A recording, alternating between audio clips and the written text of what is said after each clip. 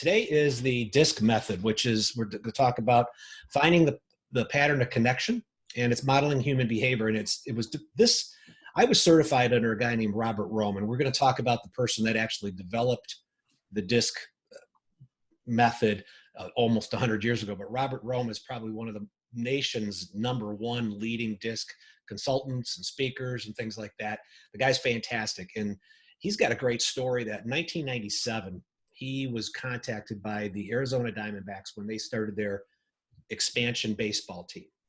And the general manager said, we're trying to put together a team, and I want to use DISC because I've heard so much about it and putting the team together.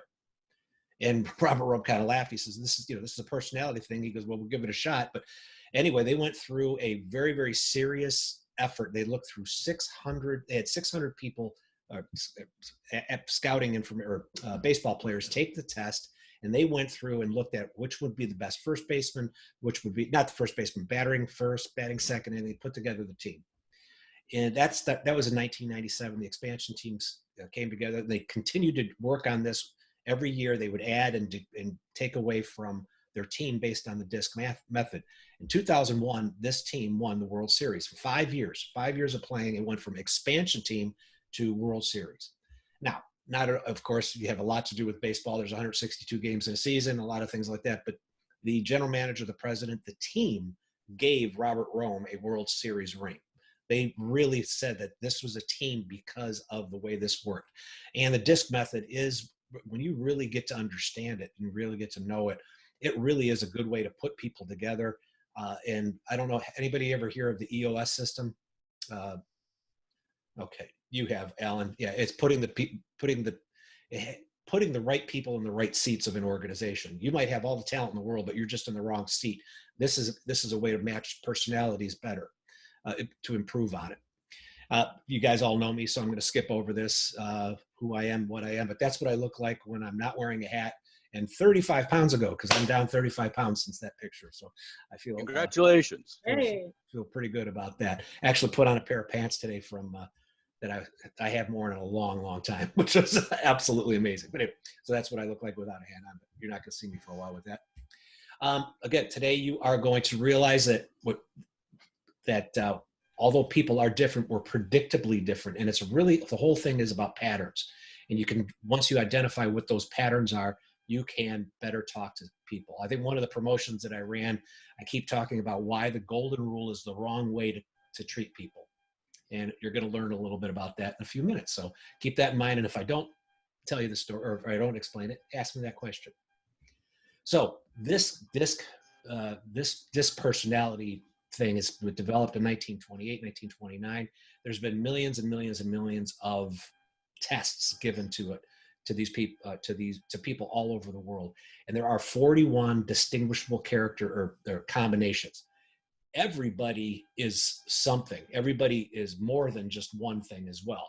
So there's 4 different personalities. You're going to learn out what the 4 are, the DISC. We're all parts of some, but some are more dominant, some aren't. And that's where you get these 41 different combinations. And when you read the report, if you want to get a report and you read the report on this, it's absolutely amazing how close it is to your personality once you take that test. It takes about 12 minutes to take the test. It's basically multiple choice. What's most likely, what's least likely to you when you answer these questions. One of the things that you have to identify before we get into the presentation is start thinking right now of what person you want to be as you start thinking about this. Okay, so your husbands and wives and girlfriends and boyfriends or whatever, you're either employed or you're working in a different place or you're a student. Every one of your hats that you wear might have a slightly different personality makeup. So as I ask these questions, as we start talking about these things, as we go through these today and the characteristics, start thinking about one specific role in your life. Okay, so I'm going to be, Mike Cole from Cole Performance Group today. I'm not going to be Mike Cole, the husband or the dad or the grandpa.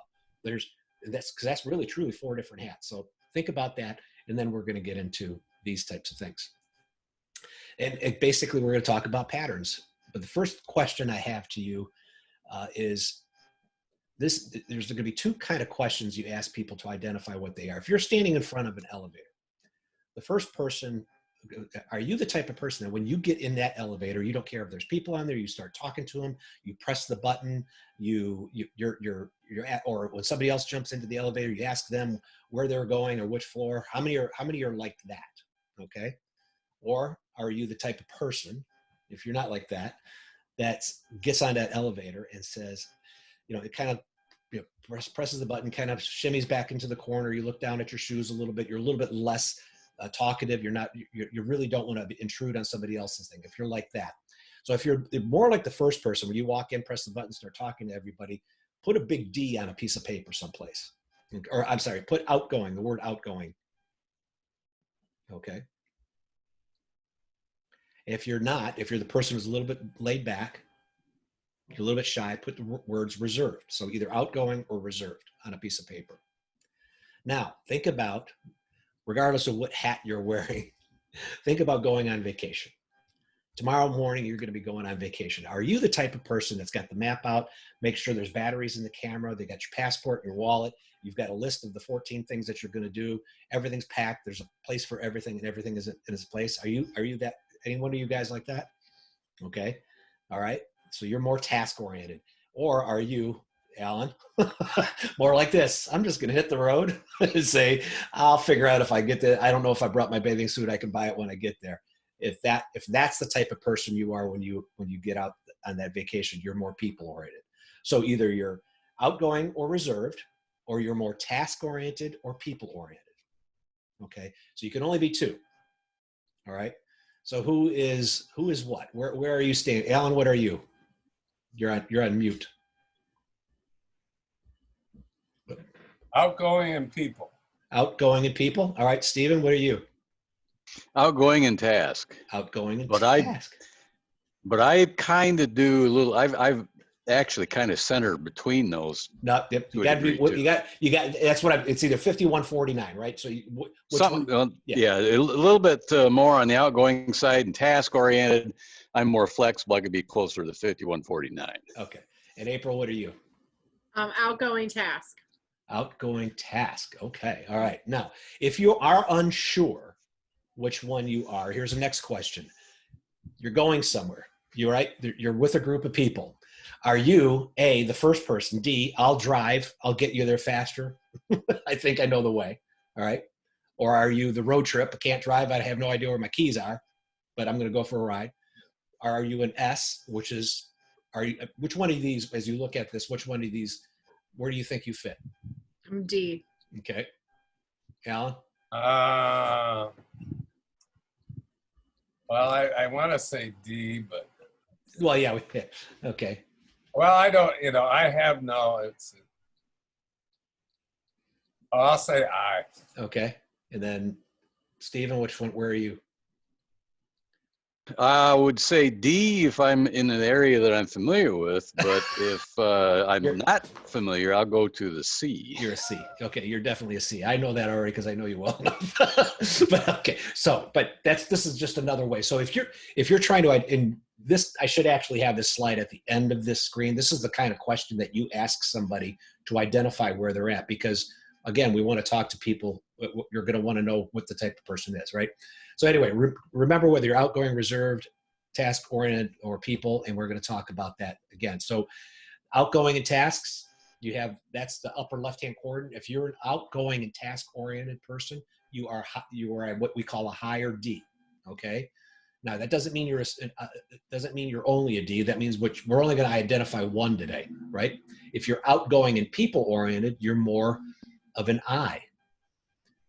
If you are people and reserved, you are more of an S. Okay. And then obviously the reserve and tasks are C's. It's kind of funny too, and I'll get to this in a few slides again. Every time I do this test or do this lecture, this webinar, seminar, I've done it in front of people. I've done it in front of as many as 400 people. Very, very few people end up in the S category. They don't want to be reserved and people oriented. They just don't feel like, because I'll tell you what, but anyway, they don't want to be called there. They don't want to feel there, but actually 69% of the public actually do identify when you take the test are high S's. And we'll get to, when you start seeing some of the characteristics of each one of these are just identifiers right now, whether you're outgoing people, reserved, task. But basically, once you have a pattern, you can know what that is. So group, what is that? The one that highlighted. Zero. Zebra. Okay, good job. What's that? Giraffe. All right. Tiger. All right. And Dalmatian. all right. And you're definitely a D, April. I know. Dalmatian. So, not D for Dalmatian, D for that. So once you identify the pattern, once you guys see this, when you're looking at people, you're going to start seeing these tigers and lions and bears and everything like that. And it's really easy to communicate with people once you have that idea of the thing. I'm not hearing anything. Hello? I Steven? can hear you. No, Steven said he can't hear. Hmm. Steven, can you hear the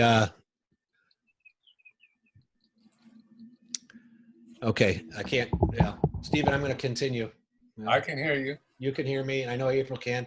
All right, so this personality profile is not something new. Well, this one's not new. It was developed in 1928, but for the last several hundred years, people have been trying to identify different personalities or different personality type tests.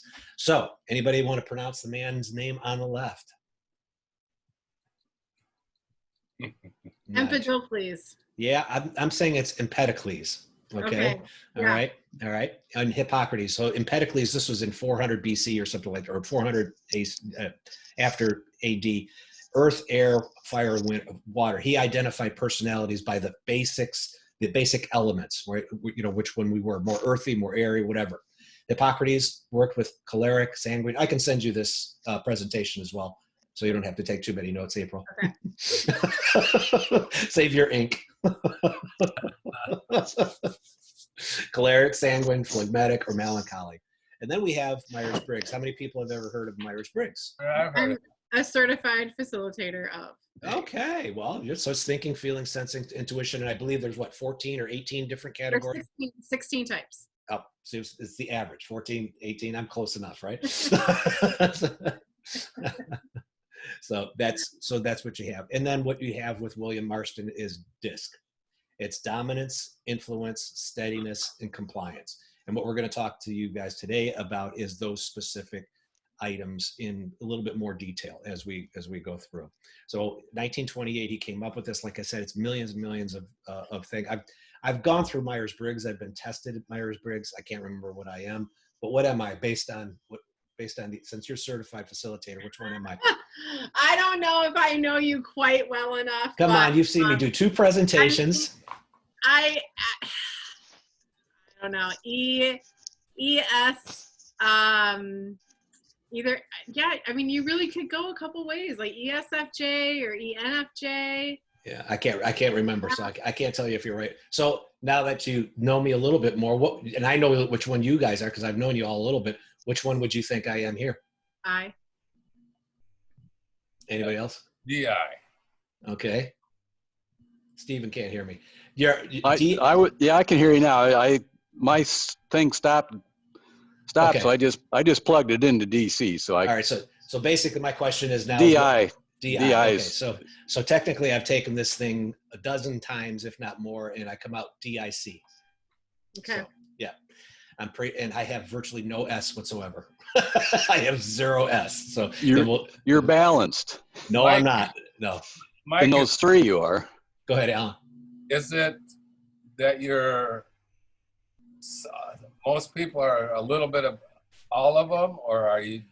We are, yes. Yes. I fall on a spectrum for everything. But so you have an average line, and there's a chart that you'll see at the end of this thing, but there's an average line, and if you're high, you're above it. So I'm like a D, and then I and C above the line, but my S is way down here. Okay. But anyway, and I would probably say you're more of a CD, but Mhm. that's just, Okay.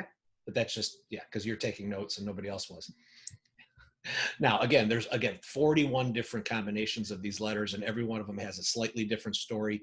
And even like, for example, if you could see in here where I'm going, whoops, the Chancellor CDI and there's a Chancellor DIC. When you read those definitions as a slightly higher D versus a slightly higher C, they're slightly different. Now, they have the same types of characteristics, but you know, what's that person going to lead to first? So again, we're only identifying your high, your one high, where you're 51% or more. And if you wanted to take the test, you'd find out a lot more about yourself.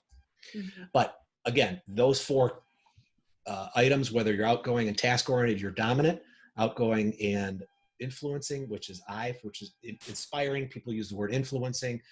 I've seen a lot of different terminologies there. And then S is steady or stability. And that's, people don't want to ever consider themselves stable. That's why I take this over and over again with people. And I know 69% of them are when you get done with the test. And I would probably, Steve, I would probably have you there before a C. That would be because I've known you well. And Alan, I think you're probably a higher in the I category than you, because I know you're more people person. But then again, I'm not sure about your to-do lists and whatnot. But these are, so these are the four basic categories. And again, everybody has a little bit of everything. And in certain parts of my life, I might be a high S. In fact, about a year and a half ago when my dad was sick and I was taking care of the family and doing all those types of things, I took the test during a very, very high stress level part of my time. I was S and everything else was at the line. And because S is the steady person, it's the person that has to take care of everybody else. You have to worry about what's going on. And I took, you can definitely tell I'm not that type of person. It's not that I don't like people, but I'm usually looking for more of a results-oriented type of guy. And that's what we're going to talk about now. We're talking about D's. And these are, can you see the top right-hand corner? Yeah, it says 3%. Yeah. I don't know where your cameras are. So the 3%, there's only 3% of the people in the world that have taken this test that come out as a high D. Wow. People, yes. These are, Marston in his book uses the word natural born leader, but there's no such thing. These are the people that really, what's the thumbs up? I agree. There's not a natural born leader. I agree. Right. And he uses that, but he explains it as well, that it's not truly a natural born leader, but they have all the leadership characteristics of seeking control, decisive, the direct, the results oriented, the ends justify the means type of mentality. You know, they don't really care how many things they break. They don't care if they upset people in the meantime. And in my, not my defense, I guess when I start speaking about myself, I know that I'm not looking about how it affects people's emotions. I'm looking at results. And that's, you know, as long as I know that going in. But these are some of the big four characteristics there: control, decisive, direct, results oriented. These are the people that, they're going to, you know, I'll drive, he'll drive to lunch or she'll drive to lunch, even if it's your car. That's the type of person that you're looking at. Oops, click. Eyes. These are the persuasive people. These are the people that are a little bit more aloof. They're a little bit more spontaneous. Notice the yellow shirt. Notice the suit coat here and the clipboard. These people are, we're going to have a little bit of fun. They're spontaneous. They're friendly. They you know, I hate to say they're your natural salespeople, but they are. You know, and I know, and I've been sales my entire life, but these are the people that you don't mind getting out in front of people. And they're going to talk you into, you know, doing just about anything. Only 11% really register as a high I around the world. Okay. And then I'm going to talk a little bit more about some of the stuff. They seek friendly environment. They're always active. Phenomenal storytellers are great. I mean, these are the people that kind of get you going. One of the things here, and I skipped right over that, didn't I? Yeah. Okay. Let me go back to this because it's kind of important. But the biggest thing on the D here, their greatest fear, the highlights in the red here on the bottom, their greatest fear is being taken advantage of. And up until when I've tested DC, CD many times in the past, but I know that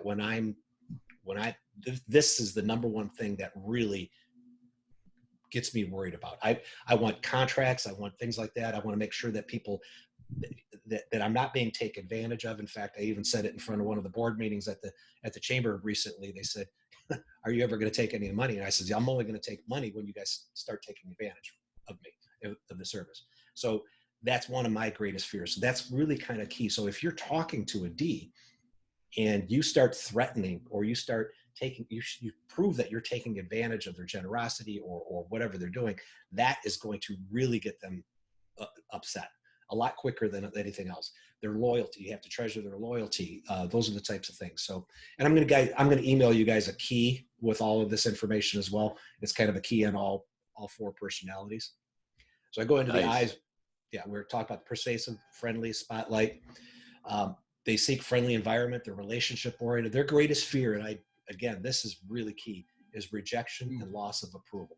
And I've got the outstanding example of this, and I want you to read it, or I'll read it up. Whoops. No, there it is. Okay. This is my daughter's stepson, so my step-grandfather, about 3 or 4 years ago. My daughter's name is Samantha. To Sammy and Dada, I'm sorry for being on yellow today, which is not good in school. Do you both accept my apology? So, and he puts right here, put a check in the mark in the box. Okay. There's 3 things on this that are so key. He is extremely high I, right? He does not want to lose their approval, right? So that you can see that. Now, my daughter, who is a high S, puts a heart. My son-in-law, who is a high C, he actually put a check inside the box. He followed the directions. So you've got 3 different personalities all on that piece of paper. This is a wonderful example. And eyes, if you ever start talking about rejection or loss of approval, or those are the types of things that really can put them under pressure and get them to crack. And that's where you don't want to do that. So it's a big, big key when you're talking to eyes. But I love that example. And again, these are the S's. 69% of the world tests at a high S, above average. Okay. Now that doesn't mean we all don't have part S's in us. Some of us have less than others, or don't come above the board, but they're team-oriented, their follow-through, loyalty. These people can make phenomenal leaders. These people can make great managers. They can take care of a team, right? They can build a team. They can work for you. They don't care. They're not looking for any type of, they're not looking for the pat on the back. They just want to make sure that everybody's going in the right direction. They're easygoing. They're even paced. They're good listeners. Their greatest fear is confrontation. Loss of security. When you start threatening their jobs, this is, you walk into that secretary or administrative assistant and you say, we're going to have to do things differently, or, you start having that confrontation, you start threatening their job, their person, or their position. This is extremely bad. You can walk up to me and fire me any given moment of the day. I have no problem, right? I don't care about security or confrontation or things like that. If it's a results oriented type of decision, I have no problem with that. With the S, you really have to be careful on how you manage that conversation. C's. And if you are a C, you would already knew it was 17% because you did the math on the way the last 4 screens. You're compliant, you're analytical, you're planner. These are your airplane pilots that have their checkboards. They're going to go around. They're going to make sure that everything's okay over and over again. And these are the people that you want flying your planes. You don't want a high I flying your plane. You want somebody that's a nothing but a high C that has followed the rules, right? And they are what I just said, compliant, whatever, but conscientious, accurate, very, very, very detail oriented. What you cannot tell a C is that they're wrong. You can't directly criticize them. April, how do you like taking, honestly, because I think you're a little bit higher of a C than you're shaking your head there, right? Yeah, it's definitely hits home. I definitely, C and D are definitely my top 2 for sure. Yeah. For sure. This is also, and I'm of course I'm equating this with Myers-Briggs, and the D is the extrovert, a couple other pieces of my personality type, and then this is my S. This is the sensing. And D, okay, so we'll going off topic a little bit, but the D you said is an extrovert. Yeah. Okay. Which I'm not. In any way, shape, or form, I am not. Really? Yes, I am. I'm an introvert by the whole. If you identify, I get my energy. I don't mind being with people, but when I get my energy being alone and I have to restore, I don't get my energy the other way. That's how I look at an extrovert. Wow, interesting. Yeah. I definitely thought you were an extrovert. No, I'm not. You know the difference between, if you're talking to a CPA, you know the difference between an introverted CPA versus an extrovert? No. What? Anybody? Mm-mm. An introverted looks at his shoes when he talks to you. An extrovert looks at yours. It's not a whole lot of difference. It's a CPA. Bad joke. Anyway, so again, when you're speaking to a C, you can ask them to double check. You can ask them to triple check, but be careful on telling them that they're wrong. Okay, that you have to figure out a different way to do it, or criticizing them, because that can really, you know, they've, you know, these are the people that are also very slow in decision making. Very slow. Where a D will get to a decision real quick because he sees it, whatever. A C will say, okay, no, I need to check the facts 2 or 3 more times. That's where it's so challenging for me, because I make decisions really, really fast. Yep. Really fast, but I'm always very confident that I'm right. Okay, which is fine. No, which is fine. Okay, but if I'm giving you the facts, Mm-hmm. are you more likely to check my facts before making a decision? Uh-huh. Okay, then you're not making a decision fast. Yeah. So right now, I'm not bringing politics into it, but we've got a perfect example of C's and D's. Mm-hmm. Donald Trump is a high D and a high I, right? He is making decisions pretty quickly. He's definitely not detail oriented. Mm-hmm. And then you've got Dr. Birx and Dr. Fauci, who are extremely high C's that won't make a decision to save their soul. Mm-hmm. They're not, their only good decision is vaccine, because they're going to make sure that every item is checked. And again, that's not a negative or positive, but that is a huge, you can see the difference between a very, very high D and a very, very high C with those two examples. But anyway, C's are my favorite people to pick up. So, but yeah, it's, I think we all have a little C's in us, but it's the real high C's that we need. They're our engineers, they're our airplane pilots. Now I'm going to try this and see if it works.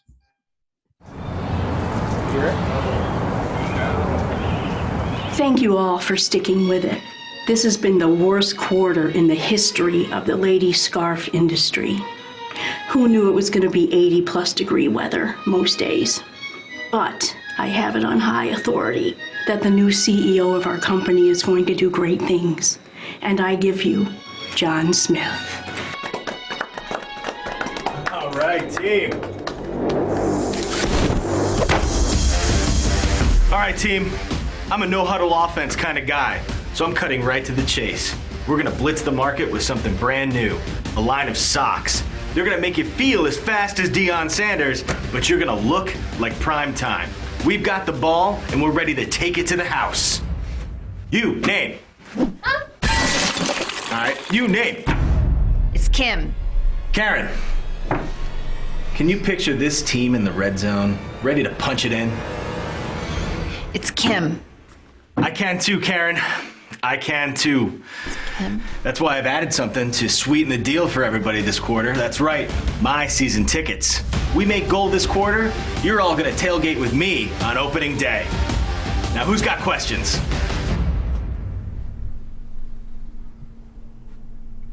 No huddle, red zone.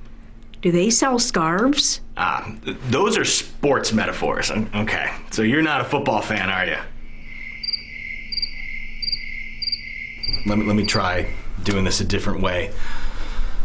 So, at my last company, we were a paper company, and I turned them into a paper and envelope company. It was a huge opportunity for us to do a ton of great things with a very similar product that complemented what we already did. That's what I see here. You guys are a scarf company. I know you have the expertise. I've seen your work. It's going to be a bit of a stretch, but together as a team, we can take our share of the sock market too. Now, who's with me?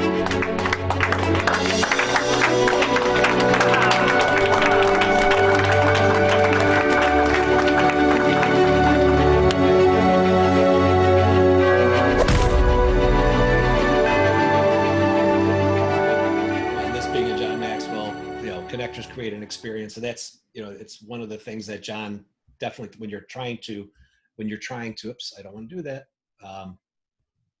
Sorry. When you're trying to connect with people, you have to connect in their language, right? And we're going which is a perfect lead into my golden rule versus the platinum rule. Anybody, what is the golden rule, everybody? Do unto others as you have to do unto you. Okay, so why doesn't that work if a D is talking to an S? Because They're in different planes. Yeah, they're in completely different planes. And that's why the golden rule, if you really think about it, you should never treat people the way you expect to be treated. Because, it would be great if everybody treated me the way I expected to be treated, because I want to get to a little bit quicker, a little bit faster, and not things like, but if you have to really start thinking about how you identify these people, what you are. If you are or what they are, if you are absolutely if you're completely unsure of what somebody is, the safest thing to do is treat them like an S, right? Because you can't offend them. You can't offend an I or a D. You'll be able to see the D. He'll say, "Come on, speed up. Let's go. Let's get moving." Or the C, you'll start seeing a little bit more characteristics. But there's two reasons. One, you can't offend anybody, because if you treat everybody like an S, it's the way that really kind of falls into the golden rule principle, right?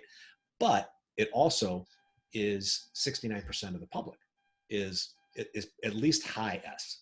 You're not going to offend them. So that's where we have what we call the golden rule. So if you're in a crowded room, and you're talking to an audience, you have to kind of treat them, unfortunately, unlike that CEO just did, right? If you treat people the way he wanted to be talked to, you had nothing but crickets, and which is this is a perfect way to put that. You're treating people the way he wants to be treated, and not getting anything done. So there's your golden rule versus your platinum rule discussion. Any questions so far? I'm doing all the talking. Well, from my experience watching the Bible for grown-ups, the golden rule is pretty much the whole story of the Old Testament, and the platinum rule is the New Testament. Oh, well, love others as you love yourself. That's the great rule. Okay. All right. You show others by example that you love everybody. That's the platinum rule. But that's just a different viewpoint there. Yeah, that's it's another way to look at it. Yep. Okay, so now when you're communicating with the D, these are some more specific things. Now we've talked about what kind of gets them upset, but again, communicating with a B, be brief, be direct to the point, then get the heck out of the way, right? Just leave. You want to give this person their results. If I don't know if anybody's ever received an email from me, but I know Stephen has. We've communicated a few times, but I write everything in bullet points. Okay, I write this. It's just the way I think. It's just short. It's sweet. It's not. I don't elaborate when I write. When you ask, yeah, keep it simple. This is a great thing. When you start asking questions, ask what, not how. What do we need to do? If you ask a D how to do it, he's going to tell you to go figure it out. That's what his normal or her normal response is going to be. Focus on results. Not only are we looking at what to do, but what to do in order to achieve 15% growth or whatever. Don't ramble. I have a problem with that. Yeah. I have a person. You're wasting your time and mine. Yeah, well, no, I have a problem with I ramble and sometimes myself, and then discuss a problem and its effect on outcomes, because you really want to look at, okay, if we have a problem in an organization, but it doesn't affect my results, why do I care? Okay, so April, I'm going to pick on you again. Your human resources background. You see these types of things in a human resources or that type of thing. If it doesn't, if you're talking to a D, how do you describe this a problem with personality or personnel issues? I don't have a human resources background. I thought you worked in. Oh no, I'm sorry. No. Oh, you're right. Your career searching. Okay, I'm sorry. Never mind. Okay, if you have it, let's say if you're talking about personnel issues where Joe and John aren't getting along. Okay, the D doesn't care. The D only cares if Joe and John are getting along and we're not going to hit our quota. So those are the types of things that you have. And I'm sorry about the HR thing. I apologize, but so when you start talking to them, how do those problems directly affect any of the outcomes or any of the productivity, the profitability, those types of things? When you communicate with an I, let them talk. Ask them questions, let them hear their own voice. Those are the types of things. You don't ignore their ideas, even though and I's are generally a lot more scatterbrained. They're going to have lots of different things. These are the people that really aren't grounded on a whole lot of things. You're you're not going to have a lot of detail from these people. You're going to get a lot of stories. You're going to get a lot of ideas. Give them time to socialize. This is when I go to a sales meeting overseas, the last thing I want to do is book time for team building. Okay. I want to get there. I want to get my 8 hour. I want to do all of the presentations. I want to get all those things out of the way, and I want to get the heck home. I don't want to book 2 or 3 afternoons just doing city walks and socializing. Those are the types of things. But for eyes, they love that. They just absolutely love to have that extra energy. These are more of an extrovert as far as me. Follow up with details in writing. If you have a meeting with an eye, make sure that you summarize the meeting. Don't ask them to summarize it because they probably forgot to take notes. And again, this is somebody that's a real high I, has no C's at all. That's that's definitely something that you really have to focus on. And instead of a 45-minute webinar like this, 10, 15-minute conversations at a time would be much more suited for an eye. And again, these are the extremes, but just to give you an idea, if you have somebody that isn't that. Anybody here know an eye? Yeah. I mean, he's also an ENFP. So you just don't ever expect detail. He's always fantastical stories and visions for the future and amazing, super social, all of that. Yeah.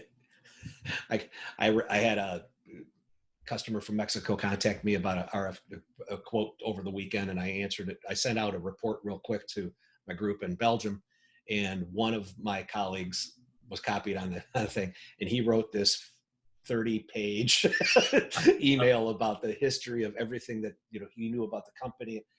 And I just said, all I need is a quote. just give me a quote anyway. But yeah, it's no details, a lot of storytelling. Communicating with us, create a friendly tone for discussion, make it comfortable. These are the people that love roundtables, that are going to be that they will notice that if your chair is higher than theirs, they don't want to be threatened in any way. You can't be aggressive. You have to talk to them a little bit more on a soft tone. You have to tone it down a little bit.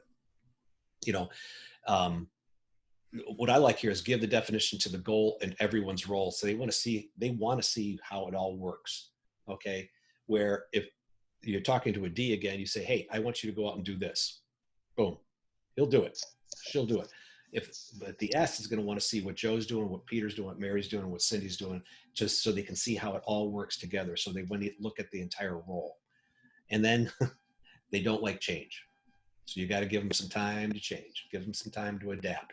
And, if whether it's change start time or a change of desks or moving furniture around, my son he's kind of a high IS, and my daughter is an extremely high S, and she just absolutely doesn't like change at all. I mean, we just talking about getting new furniture when she was 10 and 11 years old, freak her out. And these are really important when you have kids as well, so you can understand how to deal with your kids. Because even though they're all part of us, the DNA and everything, you're going to have 3 or 4 different personalities in one room. In fact, if I were to take the 4 of us in my family, my son, my daughter, my wife, and I think we cover the spectrum of DISC. So it makes things a little bit interesting. Communicating with C, provide all the details, provide as many details as possible, facts. When you explain something to them, it's no, I guess, or maybe we should. You need to be very, very clear that you do agree or you disagree. And if you disagree with a C, you better be able to back it up, right? Yeah. I'm looking at you because I know you're a C.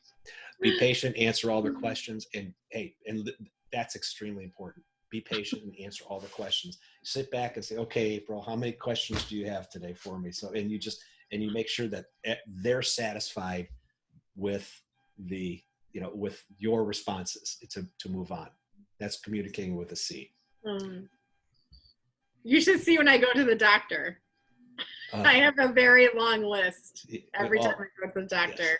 Yes. And I'm like, no, we're not done yet. We're not done with this list of questions. You're not leaving until we're done. Yeah, it's like, excuse me, you might only have 12 minutes booked, but I have 30. Yeah. Exactly. All right. So out of all these things, when I'm talking, how does that, Alan, how do these fit with you? When you thought you were a high D, right? So which one, after listening to some of these things, where do you think you also could land? Well, I thought maybe I was an I, but I'm probably a S. Probably an S. Okay. It seems a little bit more of a people person. You're definitely a people person. You're definitely on that spectrum. On that. Yeah, yes, I believe that's true. It just, Yeah. I mean, I like to get things started. I don't always follow through, so I don't know if that's I part or S, but That you could be an SI. Yeah, you could be an SI. But yeah. Okay. All right. And Stephen, what about you? Where do you think you, after listening to the pluses and minuses and the details, and where do you think you're falling into as we get to this point? Well, as just a shallow assessment, I can be all of those just from my life experiences. Oh yeah. I think in different situations, it calls these different traits to the top to actually function.